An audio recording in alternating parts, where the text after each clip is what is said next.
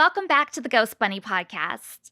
I'm your host, Bridget Marquardt, with a brand new episode for you. My guests today are XX Paranormal Communications, Mackenzie Concher, Julia Alley, and Christine Hendrickson. You might be able to guess because of their names, but XX Paranormal Communications is an all-female paranormal investigation group based out of Colorado and founded in 2018. The XX name comes from the two chromosomes biologically making up females. XXPC conducts both commercial and residential investigations. The investigators on the team pride themselves in incorporating science, skepticism, and intuition into their investigations. Over the years, XXPC has had the pleasure of investigating mines. That's so cool. Restaurants, retail locations, museums, libraries, and more. The team is passionate about educating the public about the paranormal and investigative methods, and of course, pursuing answers to the unexplained. XX Paranormal Communications has been featured in Business Insider, Denver Post, 5280, American Paranormal Magazine, and on Fox 31, Rocky Mountain PBS, Death Chats with Sarah podcast, as well as Ghoul Gab, You, Me, and WTF Was That podcast. And today, they're here with us. Ladies, thank you so much for doing the show today. Thank you so much for having us, Bridget. We're so excited to be here. Me too. Okay, so you guys were asking before the show, and I was like, wait, let's keep it for the show, how I found you. And I used to do a podcast a while ago, and I stopped doing it, and I started doing this one on my own. And I'm going to Colorado next week, and I was like, you know what I need is some good ghost stories from Colorado. So I went online, and I was looking up different ghost stories, and it's not the first time I've done this because we go every year. So every year I'm kind of like, what could I do paranormal-wise while we're here? Kind of sneak it in because everybody else isn't into all of that stuff. And I came across, a bunch of different sites and everything, but then I came across a YouTube channel with this all-female paranormal team, and I was like, I'm intrigued. I'm so into this, and I watched a couple of YouTube videos with you guys, and I was like, this is exactly who I want to talk to for my new podcast. Love it. Yeah, so Awesome. I found the email and contacted you guys, and here we are. My first question for you guys is, how do you all know each other? Yeah, I can start. So Christine and I think, knew each other first. We were on a previous paranormal team together. And then Julia and I were also on a different team together. And Julia and I ended up breaking off of that team with two other ladies and founded XX. And then I had always kept in touch with Christine, invited her to be a guest investigator on our investigations, and eventually convinced her to come over to XX. Awesome. And how did you guys know that you were all into the paranormal? Like, what was the first time? Because I know sometimes it's hard. Like, you don't know if other people are into it or not, so you're kind of like afraid to say something. Or how did you guys all know that you were into it? Well, we met. I was on that prior team. So it was because you were already on the team together. Right. And Mackenzie was brought on as a new investigator. And we just would always kind of team up. And we just really enjoyed investigating together. And what we found was our energy just worked really well. And we just had awesome results when we worked together. So Mackenzie left, and I eventually figured it out, and I left too. And I was so excited when they started the new team and was able to be that guest investigator. And then it was kind of that chemistry. Met Julia, and it was that same deal. I just love investigating with these ladies. We just all get along so well, and we think the same way. We want to do things the same way, and that just feels so right after being in a wrong situation. Yes. Yeah. And the energy, I think, is just so important when it comes to investigating, being open to it and having similar approaches as far as going in with skepticism, but also trusting your intuition and also bringing in the science to verify. So we just all had kind of similar goals, I think, that united all of us. Yeah, I think that's really important to have that on the team. And I know that so many teams kind of have their own way of doing things. And on one hand, I feel like that's kind of fun to kind of join different groups and sort of see the way they do things and stuff. But you can definitely tell when it's a team that you vibe with and that's how you would do things too, or not. Well, I'm curious, for each one of you, what was your very first paranormal experience? Julia, you want to go first? You mean I have to talk? So my very first one that I can recall anyway, I was probably about 9 or so, maybe even younger, between 7 and 9. I had a record player, and I'm dating myself with this, but I had a record player up in my bedroom, and I would be downstairs 3 levels down and watching TV, and my record player would turn on by itself, and then just the volume would increase and get louder and louder until I went up there. So that was probably my first one. Okay, that would be spooky. I didn't really Go ahead, Christine. My first paranormal, there's a couple things that come to mind. The first time that I had an experience that kind of made me go, was actually after I had just started reading a book about how to contact your spirit guides. And I had been reading about souls who committed suicide and some of the things they might go through. And that night, the only dream that I remembered was faces coming towards me and asking me for help. And when I woke up, I was actually on top of my bed, on top of the blankets, laying with my arms straight out. Yeah, I didn't finish reading the book for a couple of years after that. Yeah, that actually gave me like the chills, and it's so hot in here right now. But it gave me the chills. Yeah, that sounds intense. Yeah. Yeah. And what about you, Mackenzie? The first experience that I had, I was very little. I think I was probably maybe 4 or 5 years old. It was at the first house we lived in. And my grandmother was staying the night, so she was sleeping in my bed with me. And I remember trying to wake her up because I saw something in my curtains. And it was really strange and unusual. It wasn't what I expected. It just kind of looked like, I don't know, a ghost carrying a suitcase, and it had sunglasses. Like, it was super strange. But I think what had happened is whatever it was presented itself in a way that was approachable for me as a child to see it. But it was like waving goodbye, like it was saying goodbye. And I know that I wasn't sleeping because I kept trying to wake my grandma up to show her. I'm like, look, so I knew that I was awake. I knew it wasn't a dream, but I still can't explain it today. So I don't really know exactly what that was, but I think it always kind of piqued my interest and made me curious about it. And then as an adult, I guess my real first paranormal experience was investigating the melting pot. I was trying to use my mass communication degree, and I saw a Craigslist ad to be a TV host, and got a part for a co-host for a TV pilot. And we went to the melting pot in Littleton, and there was a paranormal team that showed me how to use the equipment, and they were getting a lot of activity. And I was like, wow, there's really something to this. So I was hooked from there. Wait, was it a paranormal TV show that you were going out for? Yeah, the TV pilot didn't end up getting picked up, but it was a lot of fun. We did like a full pilot episode and shot it at the Melting Pot restaurant in Littleton, and met some great people, and still friends with Luana with that team that we worked with today. So I always forget that's how you met Luana. I know, circa like 2011. So yeah. That is so cool. I'm going to get to all the places that you've investigated and everything, including the melting pot, but I just have to throw it out here right now because you mentioned it. I'm blown away. There's not one melting pot on your list, but 2 melting pots. Yep. Very different energies. One in Littleton and one in Louisville. There's like a cowboy type spirit in the one in Louisville. And then the one in Littleton, there were stories that I heard about an espresso machine, which I don't even know how much those weigh, but they're incredibly heavy, flying off the bar. So I didn't witness that, but I had heard stories about it. And it used to be a jail, and then it also was a library that had burned down at one point. So lots of history.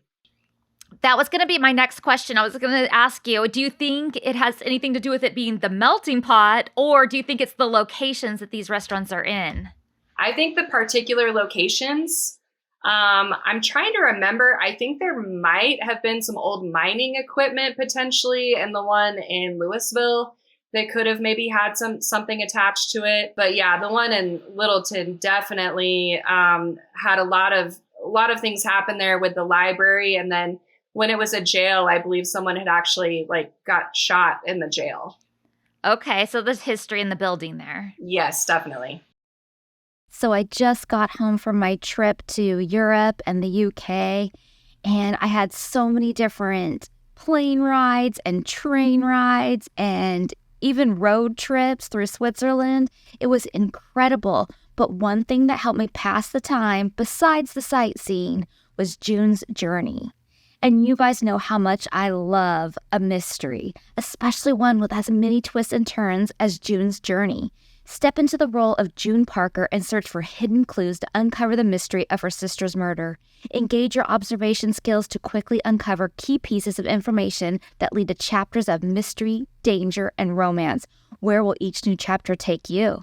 There's so many things that I love about this game. First of all, it's a hidden object game, and I just love it. And then the murder mystery theme, I mean, you guys know me well enough to know that that's one of my favorite themes. And it takes place in the roaring 20s, from New York to the sidewalks of Paris. Just the aesthetics of it are incredible. And you get to customize your very own luxury estate island. Escape reality and immerse yourself in the world of June Parker. When you have multiple flights, there's lots of airport downtime, and it's one of my favorite places to play June's Journey. It just makes the time go by so fast when you can escape all the hustle and bustle and craziness of the airport and just escape into your own little world of June's Journey. Can you crack the case? Download June's Journey for free today on iOS and Android. So in 2018, when you guys decided to start your own team, was it just because you're leaving the other team and you're forming your own? Is that like when it all came together? Or was there like a catalyst for that happening? Yeah, I think, Julia and I were definitely talking, and a couple of other ladies and I were on that team and talking. And I think we just had goals of, we want to make sure that if we're putting any evidence out there, and we're very careful to call things evidence, we, leave things up to the public to decide when we put things out usually. But we wanted to make sure what we were putting out was legitimate, that we could trust that what we had captured wasn't manipulated. We knew we were putting it out. And then also some other issues on our prior teams were safety. We wanted to make sure that, I had heard stories about teams that had gone to locations and they forgot to lock up, and a houseless person, broke in and attacked some of the investigators and things like that. So safety is a big priority. And especially when we're doing public investigations, talking about, spiritual protection and boundaries. And also, some of these places we're going they can be dangerous. We've gone to mines, we've gone, to cemeteries, and there's a lot of hazards if you're not careful, where people could fall and get hurt or get lost. Because like Gold Hill, for instance, and kind of in the middle of nowhere. So if people don't have a map, they could get lost, so things like that. I think we all were like, let's prioritize safety. Let's prioritize making sure we're putting out what we believe may actually be paranormal. And we wanted to be able to trust each other. Definitely. Yeah. I was curious, since the name of your paranormal group and everything, are you open to males being part of the group? Potentially. What do you ladies think? I would say more so, not necessarily part of the group, but we are definitely open to male investigators coming as a guest investigator. Yeah. I think what we've all experienced in the past, and I know the team that Mackenzie and I were on, just, one very strong male domineering personality that really just took over. Mm-hmm. And the difference of working with these two incredible, awesome women is that it's equal. This is their team and I'm an investigator with them, but they've always made me feel like equal. It's never been a question, and there's just respect. And I think that's the biggest thing too, that we respect each other. Right. It's that simple. And it makes such a difference. Well, and it makes you unique as well. And it's something that caught my eye. I'm like, oh, because there's not enough female representation out there, and especially not on television shows or, any of the kind of media that's out there. So I felt like it was great. And I was like, I have to feature these guys. Awesome. Yeah, when you watch the shows, the women are always the backup or just an investigator, and they're never out front. Or a psychic. Absolutely. Yep. Yeah. Yeah. So you guys do both commercial and residential hauntings, and I was curious if you have a preference. I think we've just kind of fallen into a lot of the more so of the commercial. We've been working with a lot of historic locations or older locations or businesses that have reached out to us. And we've kind of found a niche in that. You know, we've worked with museums and libraries and just some of these older locations that really take a lot of respect and due diligence just to make sure that we're being respectful of the property. You know, there's artifacts sometimes, and just making sure, you know, we're being very respectful of the space of the people who work there. So I think we've kind of built referrals on that, where now some of these locations are referring us to other locations, which is amazing. So I think, you know, we've done a couple of residentials, but those can be kind of tough. A lot of people that reach out to us on those are concerned that they might have a demonic presence or something more negative or evil. So when we see those, we typically try to reach out to someone that specializes in that field for our spiritual protection, and also because it's just not an area that we specialize in. So we want to make sure that that's being handled appropriately. Right. I'm curious too, and not that you'll know the answer to this because you refer them elsewhere, but I wonder, I feel like a lot of people are just so afraid of the paranormal that sometimes things are happening and they automatically assume the devil's in my house, I have a demon or whatever, because they're scared and they don't know the differences or like what's really happening. And so they just automatically think it because that's what they see on TV. That's what's happening in The Conjuring and, you know, all these other movies. Totally. Absolutely. And that's so they just jump to it. And I think with the residential stuff, there's kind of a responsibility to try to help these people figure out what's going on. And we can't guarantee that we're going to be able to communicate or see what's happening that they're experiencing. If we don't see it, there's a responsibility there. And the one that I was on, again, a prior team, there was a little girl involved and she was seeing things in her room. And what we kind of got to is she probably has some abilities, and talking to mom about how you talk and, you know, when you see something, when something happens, and just really kind of leading them down that way, like Mackenzie said, of spiritual protection. This is here.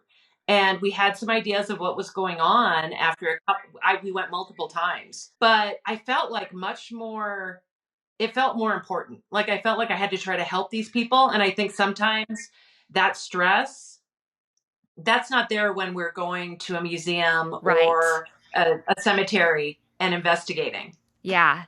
I definitely prefer the commercial. The other way is too much responsibility. Yeah, you've got to take it seriously. I mean, I would say the locations that we've investigated have in general been very positive. We've had good experiences. We've been able to have good communication. You know, we've been some other places where we've maybe felt uncomfortable, or whatever we've been communicating with has asked us to leave.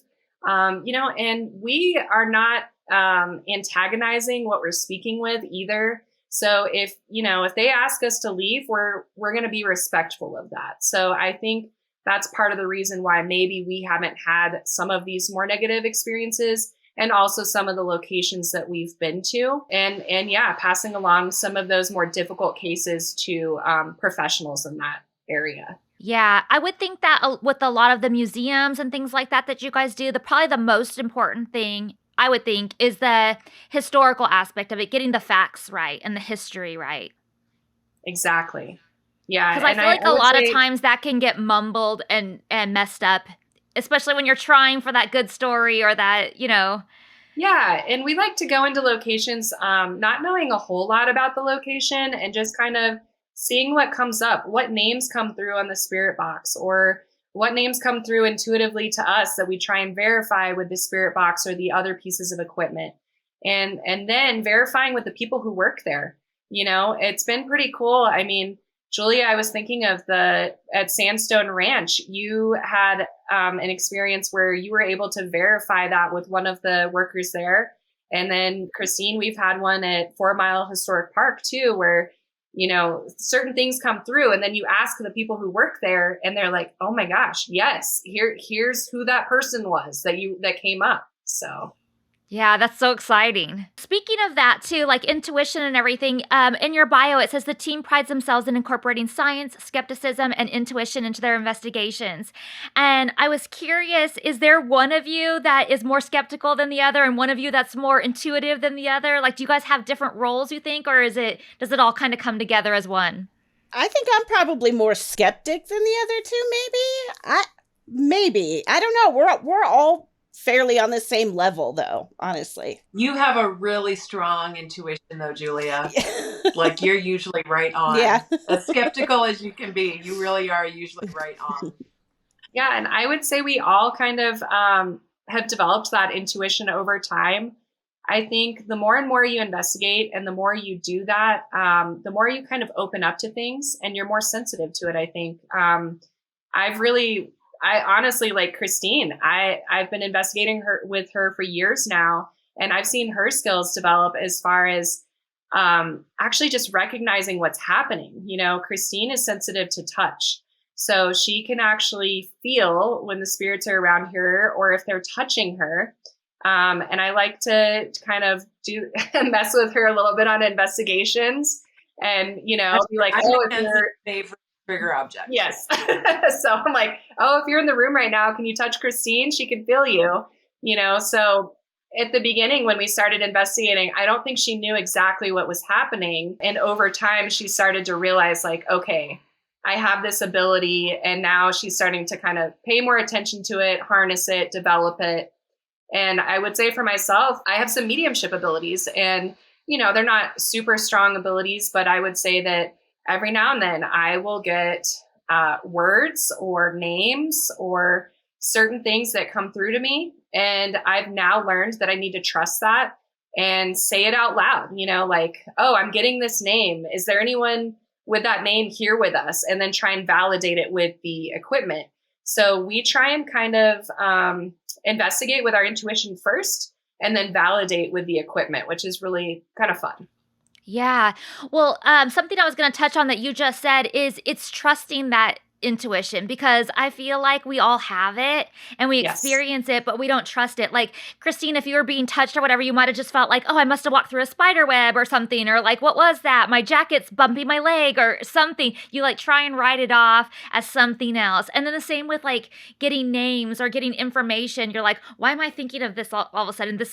My brain is like not concentrating on what I'm here or whatever. It's the kidding. Or you think you're just making it up. Yeah, yep. But you have to just like you said, saying it out loud, because it might be wrong, but it might be right too. And I think the more you verbalize it and the more you get like the more that it's verified that you're correct and everything, that then you start trusting it more and you start feeling more comfortable with it. Well, and I think and because we've all been together for quite a few years now. I mean, Mackenzie and I have been investigating together for almost 10 years. Like, I won't even realize things. And you pointed it out once, how I start doing, whatever I do, I'll start do something. And Mackenzie knows she's feeling something. And so she'll ask. And then I'm like, oh, yeah, if I'm not saying it. So there are little physical things that I'll do that she notices and that she'll pick up on. And that encourages it too. Yeah. I noticed one of the things that happens with me too is that all of a sudden I'll be like, I will gender the spirit that I think is there. And I don't even realize that I'm doing it. I'll be like, he's walking over here or something. And then somebody's like, how'd you know it was a guy? And I'm like, I don't know. I don't know if it's a guy. I just felt like there was masculine energy. Yes. Yeah. Yep. Yeah. That's the first time I really got touched, it did kind of creep me out. It was at an event and I knew it was a male presence. And there was another guy from the team standing across this. It was the first time we had been in the basement of this building. And it literally just felt like a hand was stroking my face and my head. And it was cold. And he said, and it was in a pitch black basement. He said, Christine, I can only see half of you. Like, there's a dark shadow. Ooh. And he took one step towards me and I said, don't come any closer, because I knew. And then he was gone. Wow. And he's like, the shadow's gone. But that was one of the first times where I was like, okay, I'm feeling this. Like, this is happening. And talking through it, and I just started telling people what I was experiencing.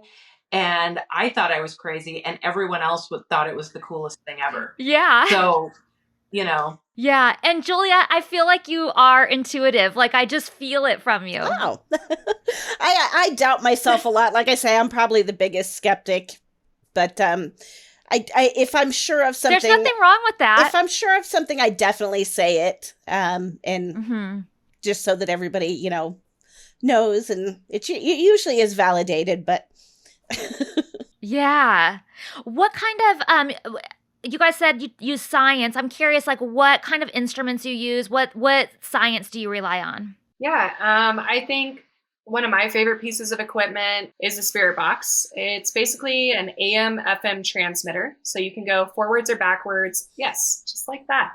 Forwards or backwards through radio stations. The one Christine is modeling is one that actually records, which is great. And you can control the speed for how fast it goes and if it's going in forward or reverse through the stations.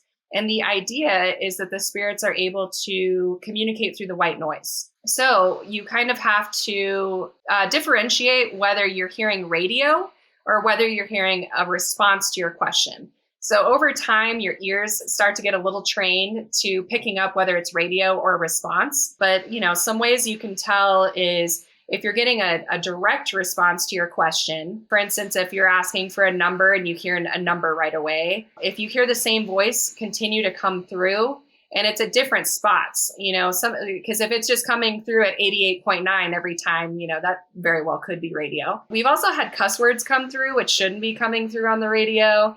We've had different languages come through, you know, when we're not on, you know, a Spanish radio station or things like that. So, and multiple voices coming through at the same time. Yep. So one of the funnest things about the spirit box, I think, is when you hear them having conversations. Yeah. And we've heard that too. Yeah, you can't fool the spirit box. Yeah. Do you guys usually put the spirit box on reverse or do you do it regular? I think we alternate. I think we try and do reverse, and I think we usually try and do AM as well because AM technically doesn't have as much radio interference. But what's really neat is like when you're in the mountains or somewhere and you're just not getting a lot of radio coming through and you're getting those responses that are coming through very clear. It's really fun. Yeah. I always have trouble with the spirit box. Like I have trouble catching the word. Like you said, you have to really train your ear, and you definitely do. Yes. Well, and if you're near any city or anywhere, you know, when we're in Denver, it can be really hard. And if we're doing events, we'll tell people that's radio. And then they'll start to hear the radio chips coming through. When we're up in the foothills, in these mines, and you just have that clear signal, it's really a different experience when you don't have the radio chipping in. Yeah, for sure. What other pieces of equipment do you guys like to use? One of our newer toys is a thermal camera. Ooh, yeah. I have everything here. So, and let's see, I'll turn it on, put it behind my back, and we'll see if anyone's here with me. We like to use a lot of different pieces of equipment to validate too. You know, if we can get this on more than one big head. Nice. Yeah, and Christine, you have all the equipment right now because you recently did a school thing, right? Yes. Tell everybody about that. We did an event at the John Tomei Library in Georgetown, Colorado.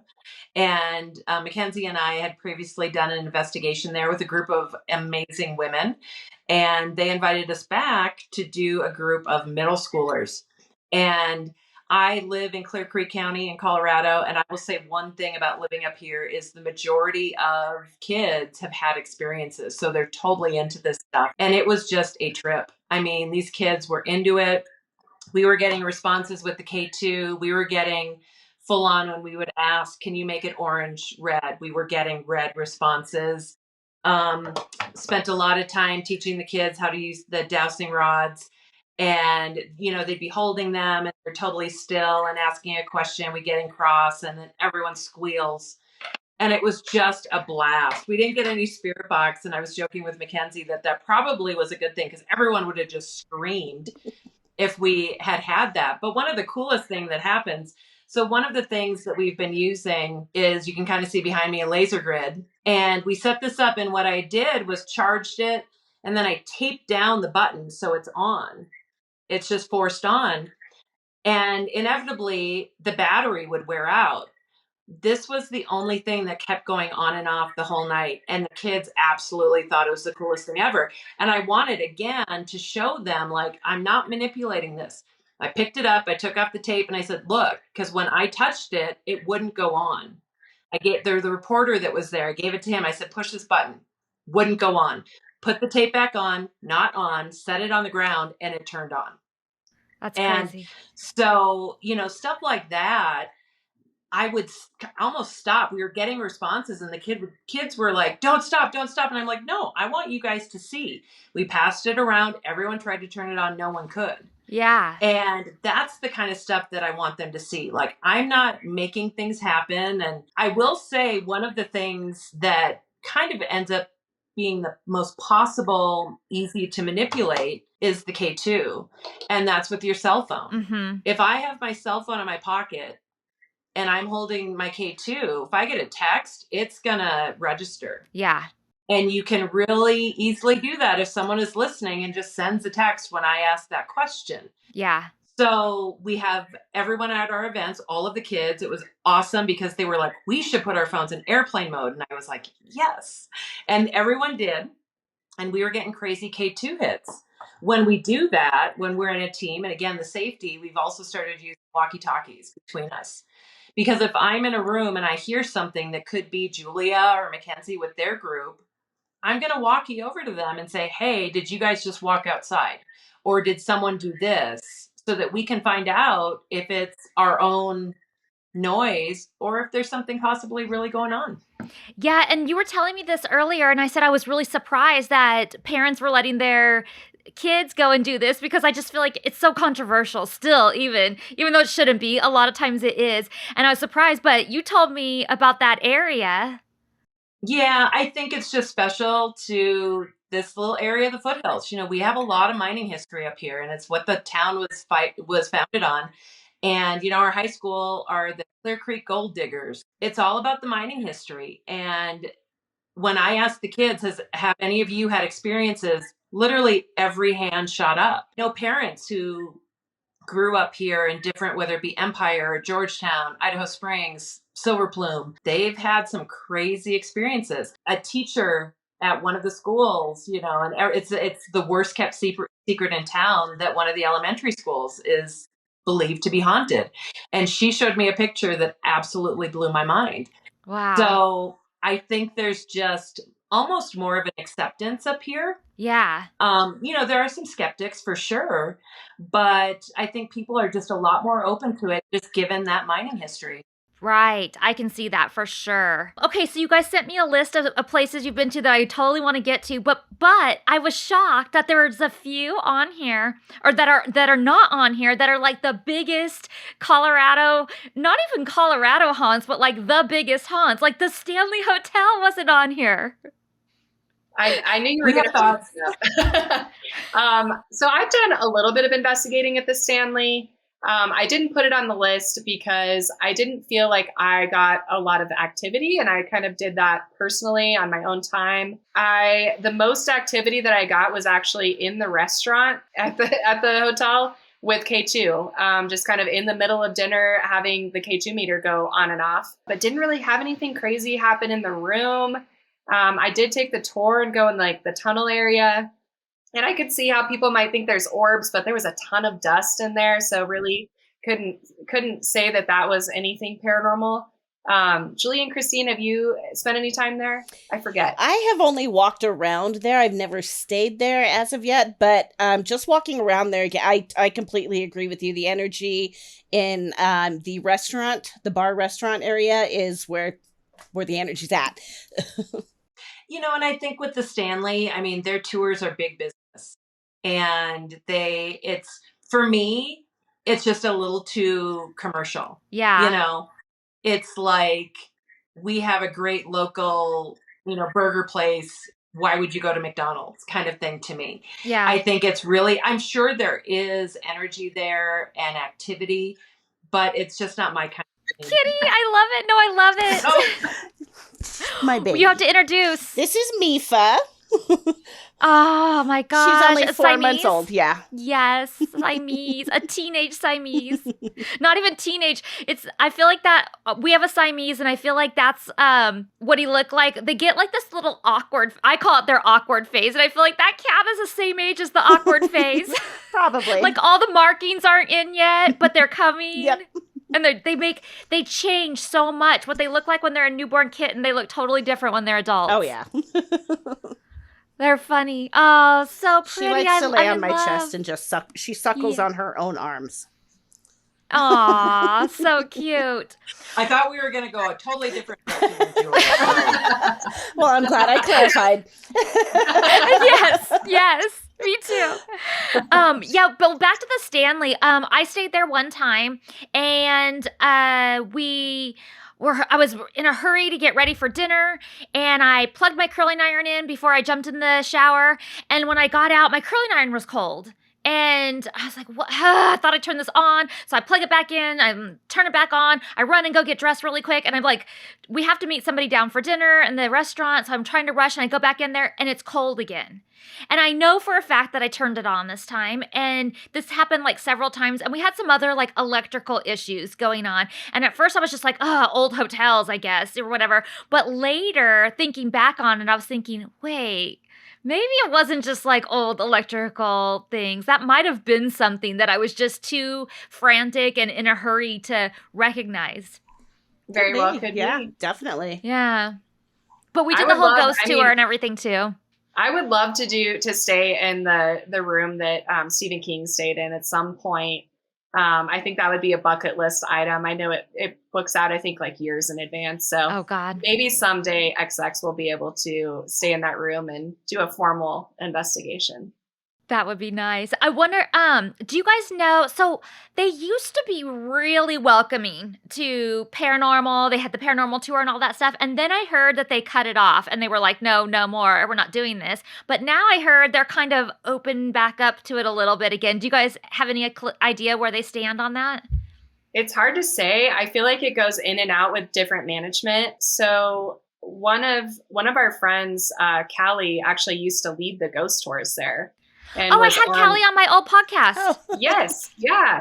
So she was on like the Ghost Adventures episode, I think, and things like that. So yeah, I know they used to be really open to it. So I think it kind of goes in and out. And that's with a lot of spaces.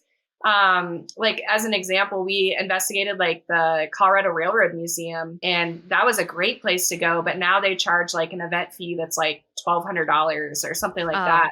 So yeah, it just totally depends on management, I think. So hard to say. Yeah. And then I didn't see Cheeseman Park on your list. Oh, actually, I think we've all been to Cheeseman. Yeah. I haven't. I've definitely. I mean, I used to live 2 blocks from Cheeseman, so Yeah. but we never went over there. And honestly, my husband and son went to a Denver Philharmonic performance, in there. And I asked if anything happened. I'm like, did you guys see anything? And they looked at me like I was crazy, but I've actually never investigated there, but I know there are small groups. Local people just get together and kind of go and see what they can find. I've spent some time there, and again, nothing too crazy, which was surprising. I mean, given the history. Where I would really love to investigate is actually the Denver Botanic Gardens right next door on the same property. I think I've done the tour there and definitely felt some stuff in some of the buildings. And that place, I think for sure would be active. So someday we'll try and get in there too. So Yeah. And just to let the listeners know, Cheeseman Park in Colorado, it used to be, I think it was called Prospect Hill Cemetery. And they moved the bodies out of town. They moved the graves, the gravestones at least, but not all the bodies.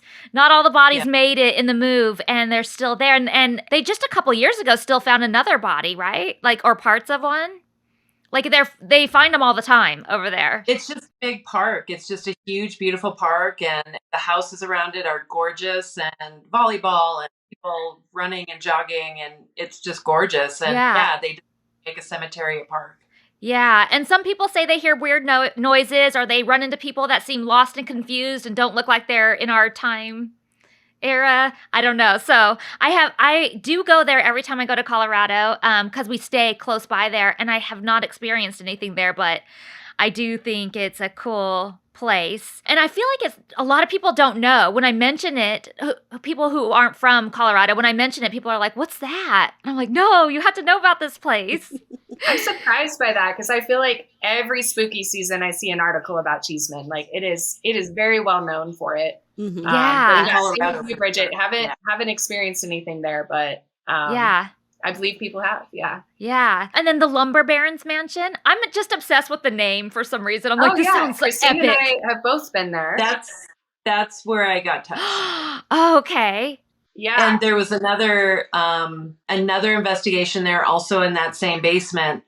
And probably one of my most intense experiences, the team leader guy who was in charge asked, is there anyone here that you know their name?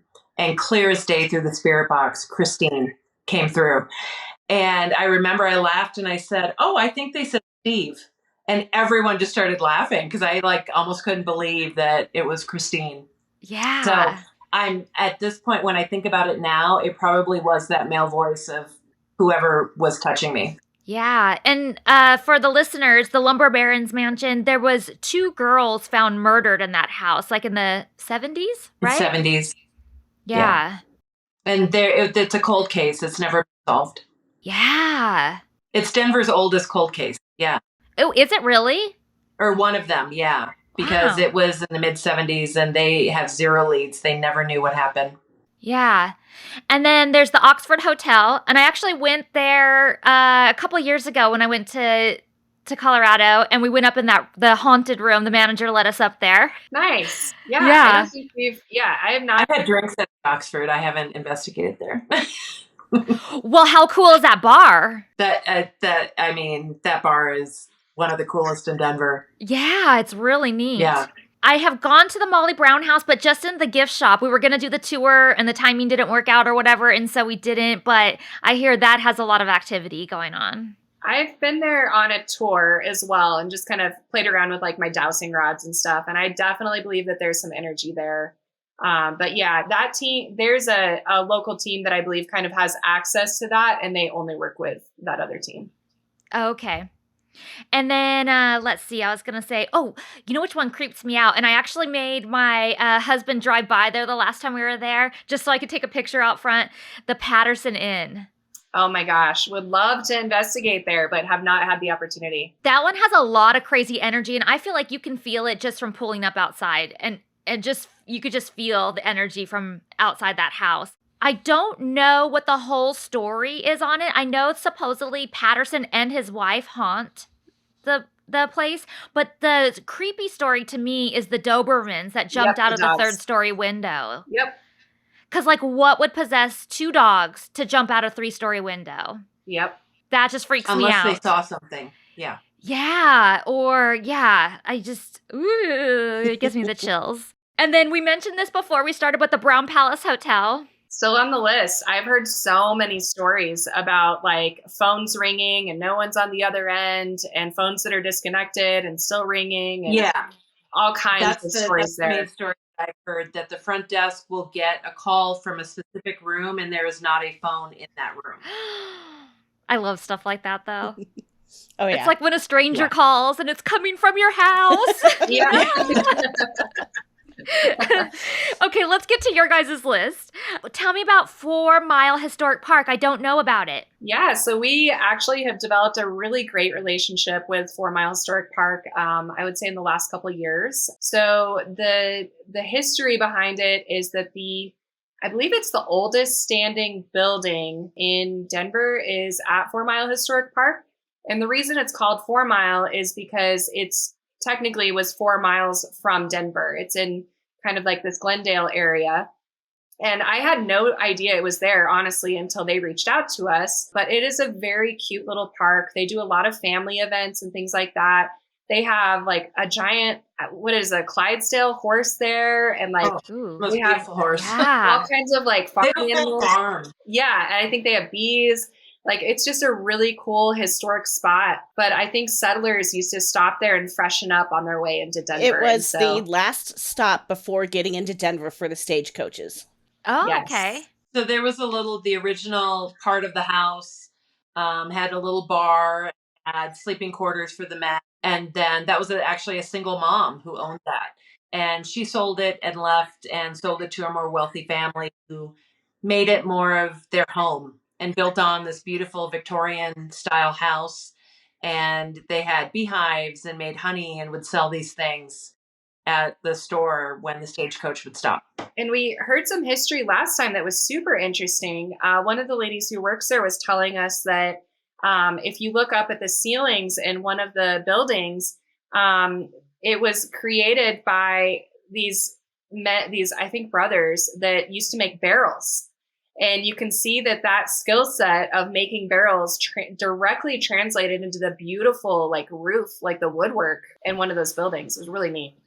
Yeah. So what made them call you guys? What was happening there? So they reached out to us. I believe it was a referral from the Denver Firefighters Museum referred us over to them, I think. And I think they were just kind of experiencing some things, and I think they just wanted some validation of what was happening. And then once we kind of took them on some of the tours with us and they experienced some of it, I think they were like, this would be so fun to open this up to the public. So now we've been kind of annually doing some public events and inviting people to come investigate with us. And the energy there is really great. So it's a great, like, if you're a first timer to paranormal stuff and want to just kind of see if you can experience something, it's really good energy. Oh, that's so cool. Yeah.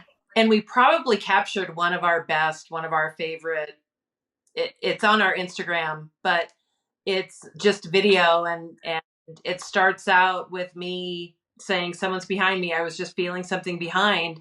And then Mackenzie walked it through.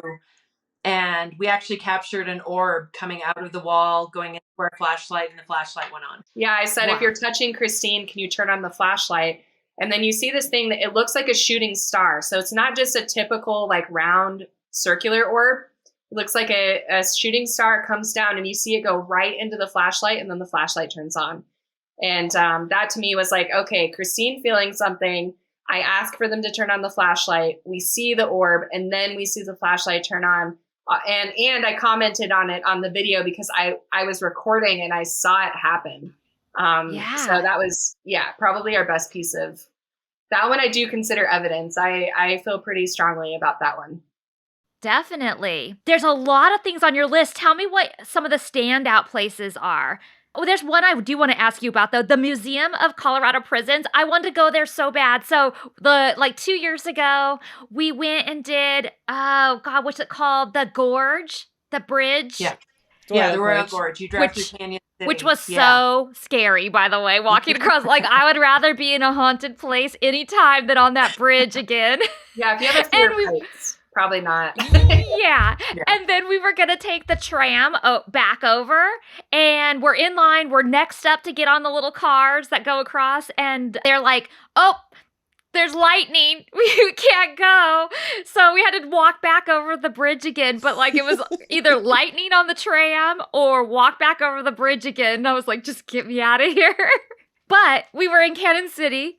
And I made them stop at the Museum of Colorado Prisons, and we didn't have time for me to go in, but I was just like, I just want to just see it, say that I was here, and take a picture out front. Intense.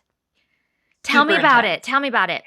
So my only experience there, I was actually going to be picking up my son from a camping trip and was with my younger one, staying in Canyon City. We went to the Royal Gorge, and I said, hey, there's this Colorado Prison Museum. That should be fun. Had no idea, really, didn't know. And we walked in, and right away he was like, Mom, I don't like it here. And I was like, okay, we'll move. Cause I was like, okay, I'm feeling this. And then we went into a different room, and I was like, okay, let's go downstairs. And he's like, can we leave, crazy lady? Can we just leave now? And then I was like, let me go to one more. Just let me go to one more. And it was there was just a very heavy energy. And in a couple of the cells and in the basement, and it was the old women's prison. Mm-hmm. They also have one of the electrocution chambers right outside the doors.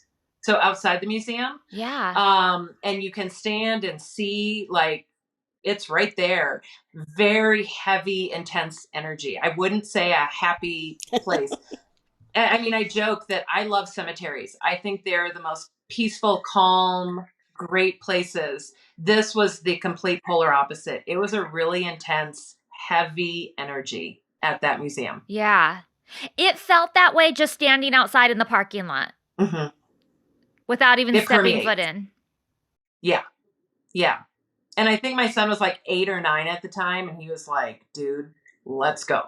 And then I had to leave. I had to go, even though I didn't want to. Well, did you see the creepy house on the corner out front? That used to be like the warden's house or something. Oh, yeah. Mm-hmm.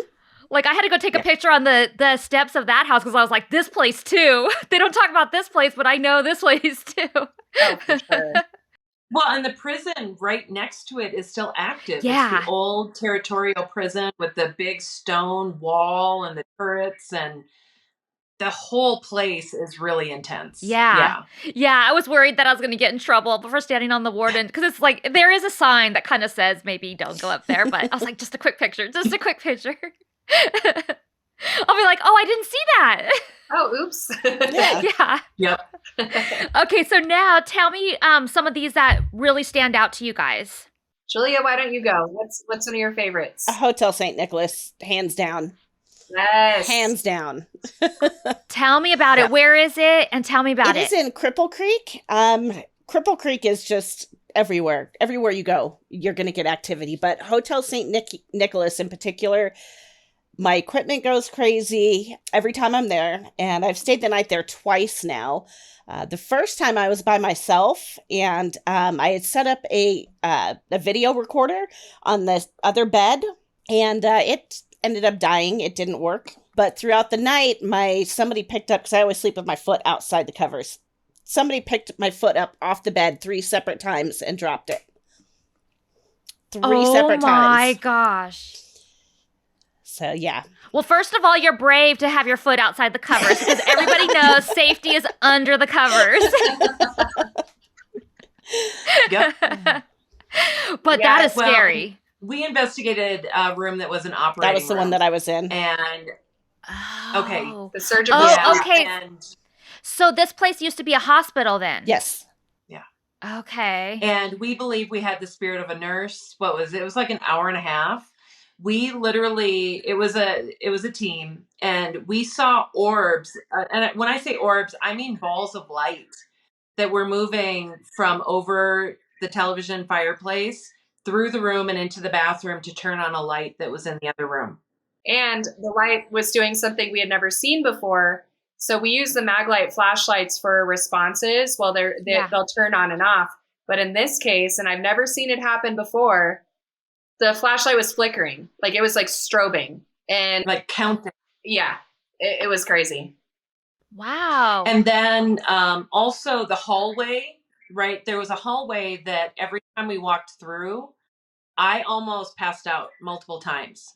It was suffocating. It felt like just this weight on my chest, on my neck, to the point where I was like, you guys, I'm not going down that back hallway. Is it the one by where the pool table and stuff is?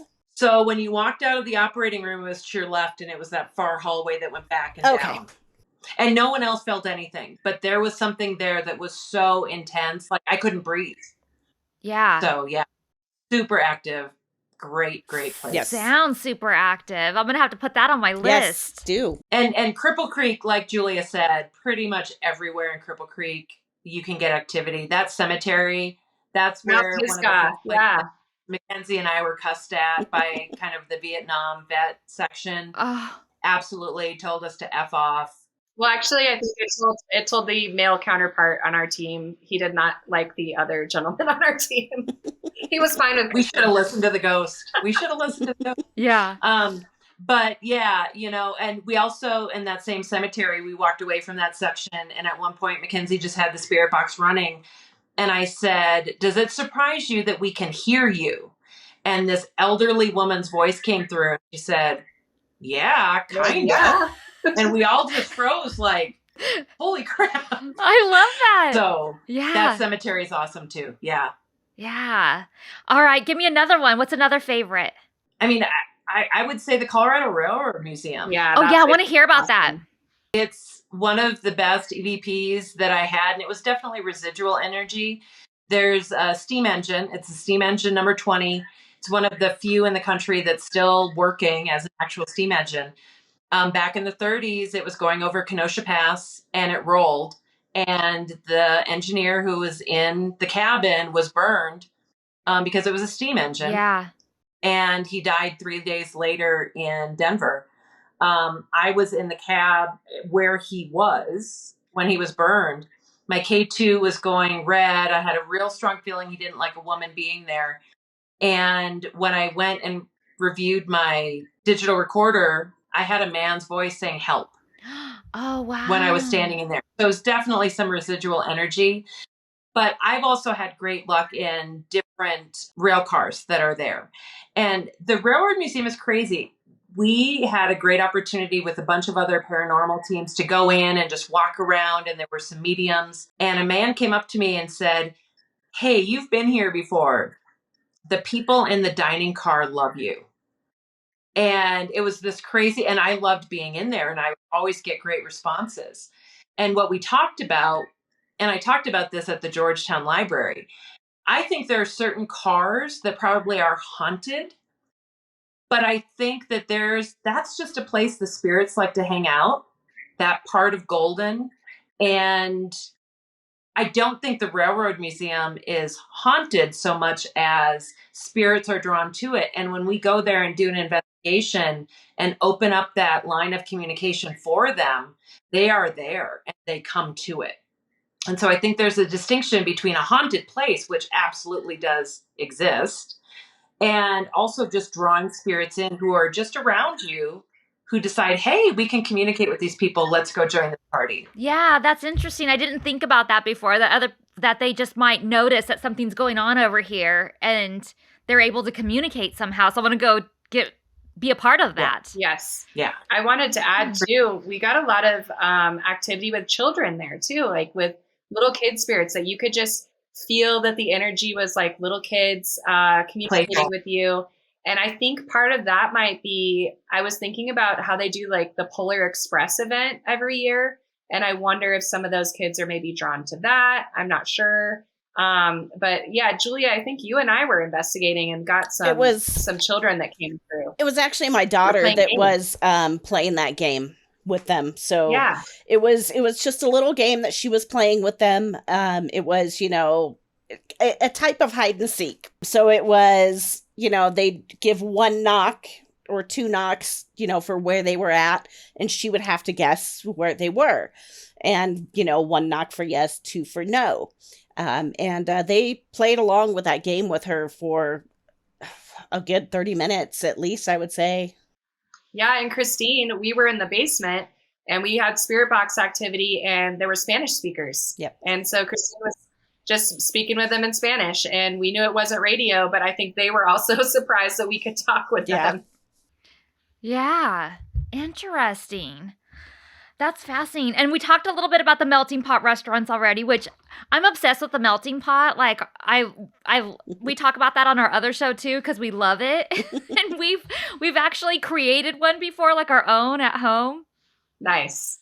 And so the fact that there was 2 melting pots on your guys' list, I was like, wait, this is definitely meant to be, to talk about the melting pot. Yeah. One of the most haunted hotels supposedly in Colorado is supposedly the Hotel Jerome in Aspen. Have you guys ever been there?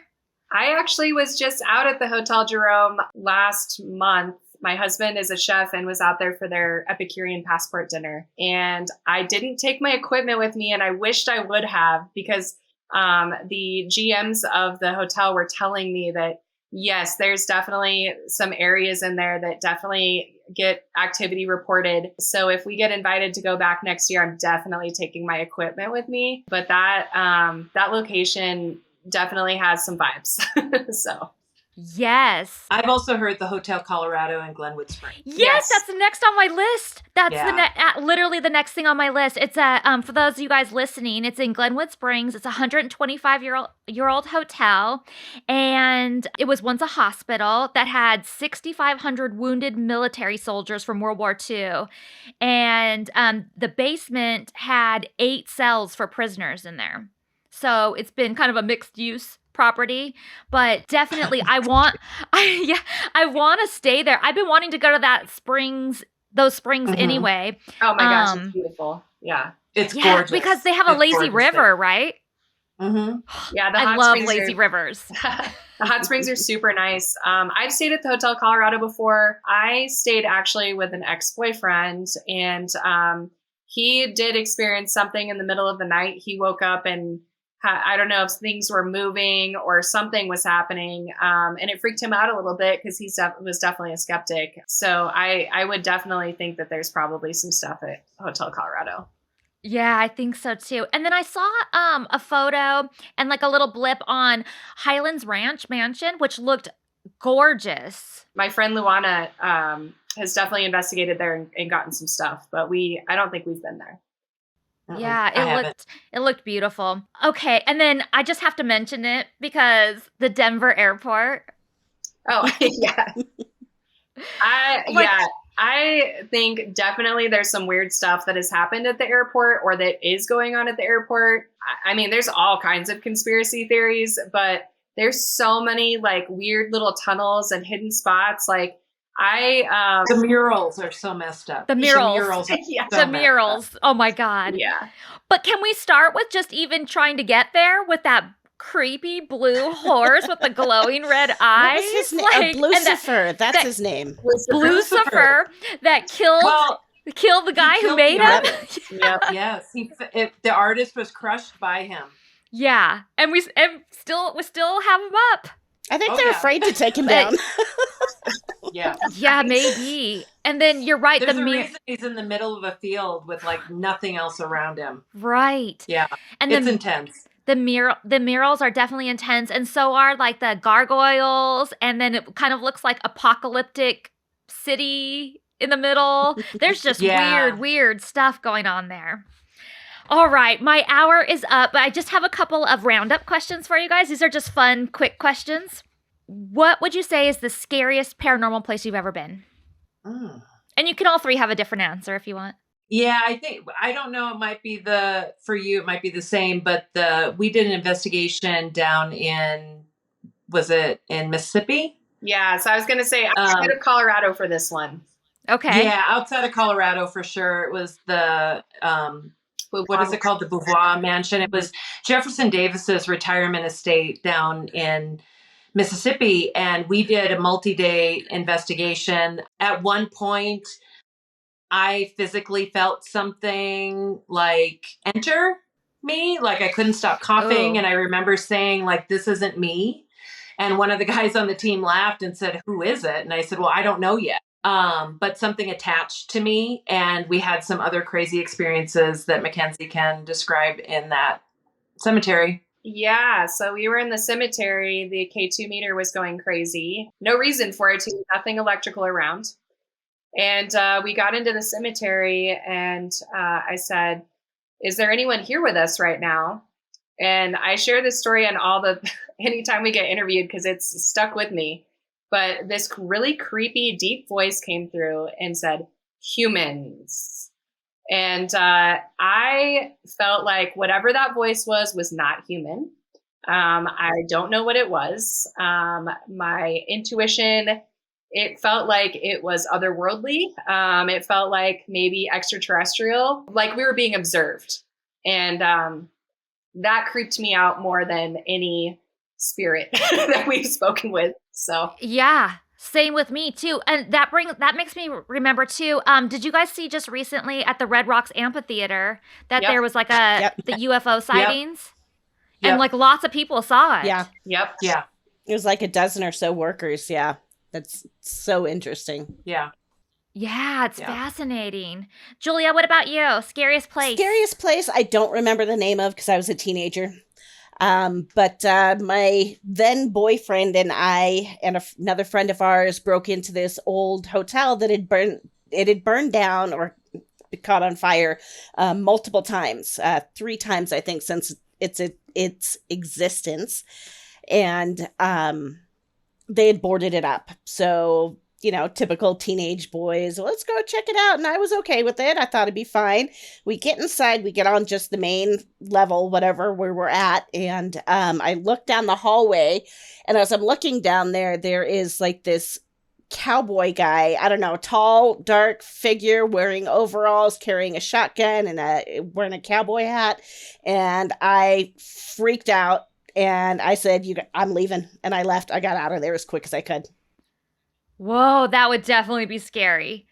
Okay, your favorite, I think you guys already answered this a little bit, but your favorite paranormal tool besides yourself. Well, dang it. A lot of people say myself, but I'm like, besides that. For me, it's the flashlight. We use a flashlight, and now this laser pointer, it's really fun. Really simple. Anyone can use it, and we get great results with it. Okay. I like the spirit box and also the dowsing rods. I think the dowsing rods are such a great way to just really connect with energy and feel the energy. And anytime we have a skeptic that joins us on an investigation, or maybe it's even my husband, I like to just be like, here, try out the dowsing rods. And, I tested them on my husband, and when we went to Salem in November, and he's holding them, he's like, I'm not moving them. I'm not moving them. And I'm like, I know. So it's such a great way. Like, when you can tell that you are not physically moving them and you're holding them still and they're moving on their own. I think that's a really, really fun piece of equipment. Yeah. As far as me, it's not a piece of equipment that I have yet, but I really want to get one. I really like getting EVPs. So I just want a really highly sensitive recorder. That's my favorite thing, is when you get just a really astounding EVP. I love it. Yeah. And then I think you guys already answered this, but I'll ask just in case you come up with another answer. Best evidence you have ever captured? Yeah, I'm going to say for sure, favorite piece was at 4 Mile Historic Park. As we just said earlier, just, asked if it could turn on the flashlight, and if it was touching Christine, if it could turn on the flashlight, seeing that orb come down and go into the flashlight. It's on our Instagram and TikTok. So yeah, I'd love for people to take a look at it, but we don't have an explanation for what else that could have been. Pretty cool. Is that for all three of you? I love that one too.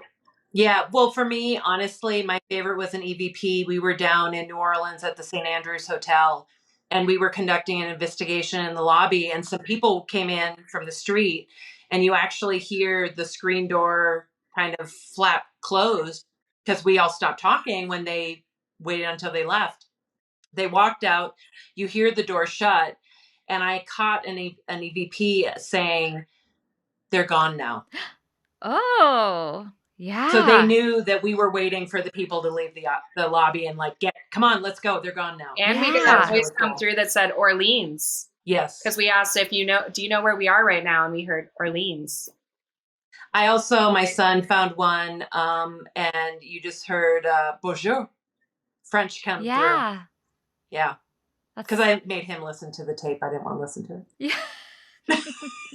And what about you, Julia? I don't know that I have a favorite piece. I just get excited over every new piece of evidence that we get. So new one, that it just becomes my favorite.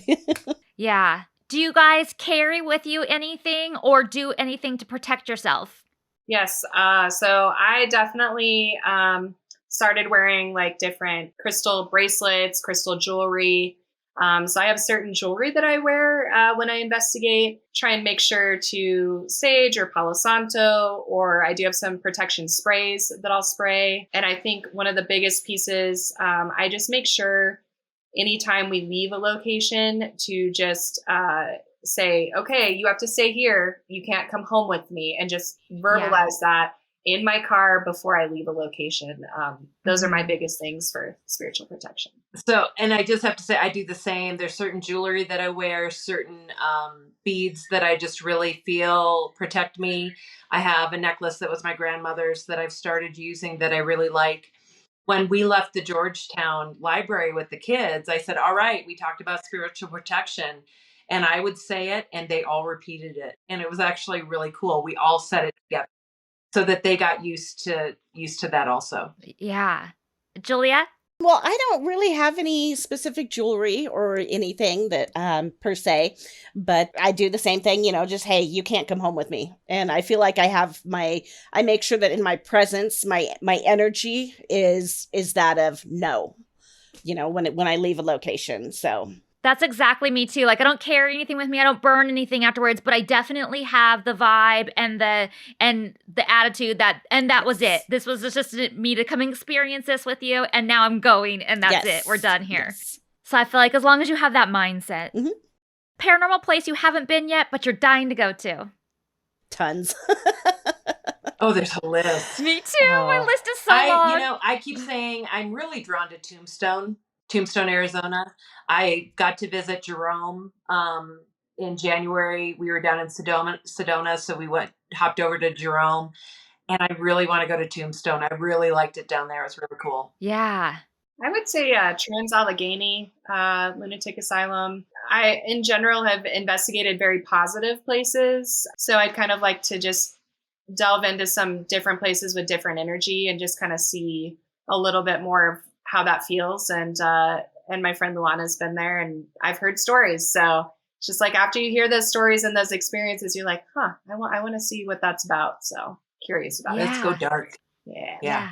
I really like and would like to go see it's in Japan, and I always forget the actual name of it, but it's the Suicide Forest. It's just, I really love the outside locations, just because it's not as, I don't know, I guess it's not as tainted. It's outside. It's not something that we built, not something, so maybe who knows what it actually is that's there. Right. Christina's been telling me about how she went to the Winchester Mansion. Oh, yeah. And I really would love for us to take a team trip down there and do that and go explore all of the nooks and crannies of that place. So. And they said we could, and we are totally going to get lost, and it's going to be awesome. Yes. Oh, yes. That's so exciting. That's really fun. So you guys have already talked to them? We're talking about it. I was there this last summer. Okay. And went with my family, and even my skeptic husband and sons were like, that was really cool. Yeah. And I talked to a docent about it, and they do let teams come in. So I would love to go back. Yeah, definitely. All right. Well, thank you guys so much for coming on and sharing your stories with me. Thank you. I can't wait to go to Denver next week. What's the one spooky place I should try and check out while I'm there? Anywhere in Cripple Creek. Cripple Creek? Okay. If you can make it down to Cripple Creek at some point, there's a jail there too, jail museum, the Lawman and Outlaw. Like, there's multiple locations in Cripple Creek that if you want to have a ghost tour, there's tons of places you can hit up. Okay. What about Denver? We don't do a lot in Denver, Oh. do we? Honestly, So it's funny. I will say the Railroad Museum is just in Golden. It's you can just Google it, and it's really close by. Okay. And it's a fun, railroad, but the cars, you feel it. Yeah. You definitely can feel that energy. Firefighters Yeah. Museum. I was just going to say, Denver Firefighters Museum. 4 Mile Historic Park. I mean, you'd probably be hitting some of these during the day, but we do tell people you can definitely get experiences during the day. It's not just a nighttime thing. So. Yes. Well, tell everybody listening how they can contact you if they need to, or follow you on social media and all that good stuff. Yeah, our social media is under XX Para, P-A-R-A, COM, C-O-M-M. I believe that's our Instagram and our TikTok, I think. And you can find us under XX Paranormal Communications on Facebook as well. And I believe we have our number on there. And then I think our email is like xxparacom@gmail.com, I believe. Awesome. I hope you guys enjoyed this episode of Ghost Bunny Podcast. Thank you so much for joining me on my spooky adventures, and I look forward to sharing a new ghost story with you each week. Please subscribe to our podcast so you're always the first to know when a new episode is out, and follow us on social media at Ghost Bunny Podcast on Instagram for photos and sneak peeks, and at Ghost Bunny Podcast on YouTube for the video version of the podcast. Thanks, guys. See you next week.